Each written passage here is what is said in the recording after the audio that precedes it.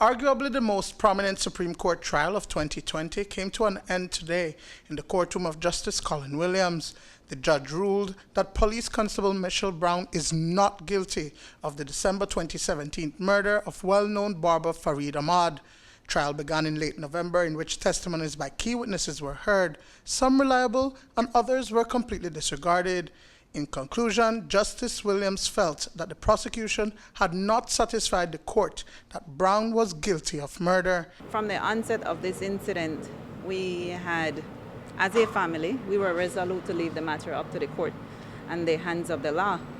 And so there is a verdict, and we respect that verdict. And as a family, we will just continue to move on, pick up the pieces and, move on from here.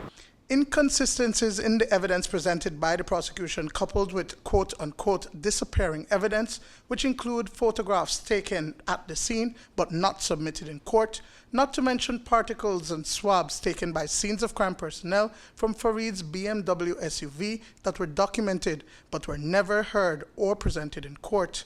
Present for the ruling today were members of the Ahmad family. Following the ruling, we asked Fareed Ahmad about her take on these comments. We had every optimism and respect for the process of the law. And so, yes, we did hear some disheartening, I would say, missing pieces. But, we have to respect the verdict and the process that took its course, right? The fact is that essentially you guys are not getting justice for the death of your brother. Well, justice for us means Fareed being here. And if Fareed is not here, then, that it's... Justice Williams also looked at the cause of death of Fareed. A report says that his death was due to a brain injury sustained when the vehicle crashed into a parked vehicle after he was shot. In his ruling, the judge noted that he did not believe portions of Brown's testimony where she said that a third person got into Fareed's vehicle, whom she recognized by voice as a member of the special assignment team. The woman police officer accused that person as the trigger man. Well, I think quite a bit came up during the trial. I think as well that there were certain names of officers that she also mentioned, right? And maybe that is an element for question in terms of the prosecution and the DPP's office. Why were those missing pieces not presented in the trial, right? It's unfortunate how it ended up, but this is a process and we have to respect what arises out of it. The next step for healing for your family, given that the culprit, whoever that person is still out here. At the end of the day, we are also a God-fearing family. And so that person or those persons will have to live with what they did and have to give account to the best of judge, right?